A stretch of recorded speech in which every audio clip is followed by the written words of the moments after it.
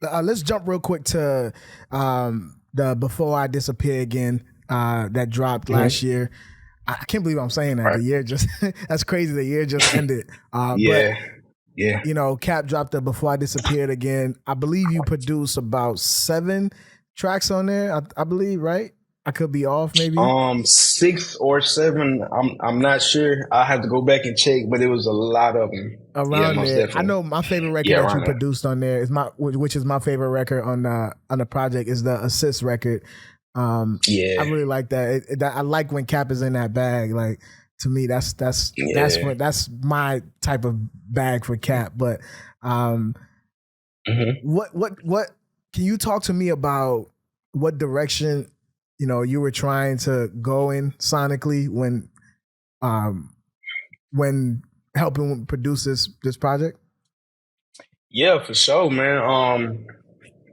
As far as the whole project, man, like, yeah, bro, like we've been working on like NoCaps. We've been working on before I Disappear Again for about almost 2 years. You know what I'm saying? So wow, we had a long time to kind of sit and think about like what sound do like Cap. Like me and Cap sat down so many times. We would just sit and talk. And we thinking like, bro, like what sound where we gonna go with? Because like I know he was telling me the whole time. He's like, Gino, I want you to executive produce my whole album. I want you to be more full control. I'm giving you the torch to kind of make something shake.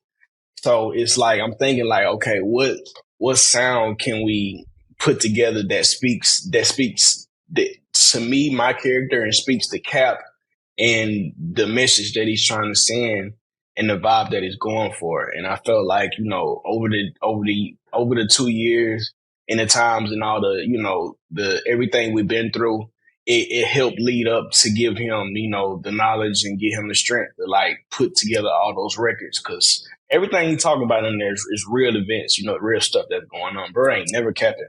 So it's just like, to have you got to go through a lot to make the music that he's making, you know what I'm saying? Now you say y'all been working on this for 2 years? Yeah. Why the delays? Like, why the delays? Yeah, NoCap, he's definitely a perfectionist. Like, even when it comes to like dressing up, like he gonna sit in the closet for about an hour or so, maybe even longer, getting himself right, bro. But when he come out and pop out, he's making sure every detail, everything's right, hair right, pants right, whole outfit right, everything's on point. He's so that's why the project was delayed, because he was a perfectionist. Like, it was just stuff he wanted to fix. I mean, I feel like it's got something to do with that. It wasn't solely that. I mean, it's a number of things. You got clearing records, clearing samples. Some records didn't get to make it because of the sample didn't get cleared. Just, a lot of small things, but, that's how it is when you building a album like that in that magnitude. You know what I'm saying? It's a process, you know what I'm saying? So the collaborative process between you and Cap, but also let me throw in Rallo in there as well. But do they ever come with you? Do they ever come to you with like templates of sound that they want or songs, or they hear a sample and they're like, yo, we want this? Or do they kind of just trust your ears and just go with whatever you have?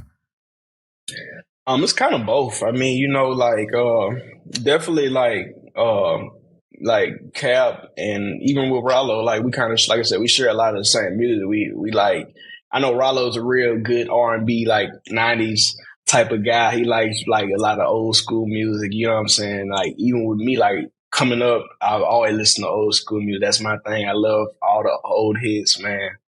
So it's just, it's times where he'll hit me up and be like, man, Gino, bro. Or we'll be sitting in the studio and we're just listening to music, or we're going through the phone, and then next thing you know, we might see like an old school hit, and we were playing it through the phone, and he's like, oh man, Gino, this shit'll be hard. If you turn this to a beat, man, I want to rap on something like this. Wow. And then that's like a lot. That's how a lot of records kind of came about, like Project Baby, Set Me Free. You know what I'm saying? Him just rapping on like the actual song, and that's before I even put it together. And it's times where I made the beat while he's rapping, so it's like, you know, we're getting the everything that he's thinking in his head. I'm trying to put it on paper so we can make, you know, create it as fast as possible. You know. I mean, at the same time, he trusts me, you know, like I said, and that's why I say, you know, having that trust is important, because I don't think he could do that with anybody else. I mean, I know he could try, you know, you could have other producers come in and try to, you know, link and try to make that sound, but the collaborative process that, you know, I got with Cap and Rollo is just, it's unmatched, man. Like we really got something special. And it's every time, and it shows it shows with every record that we do.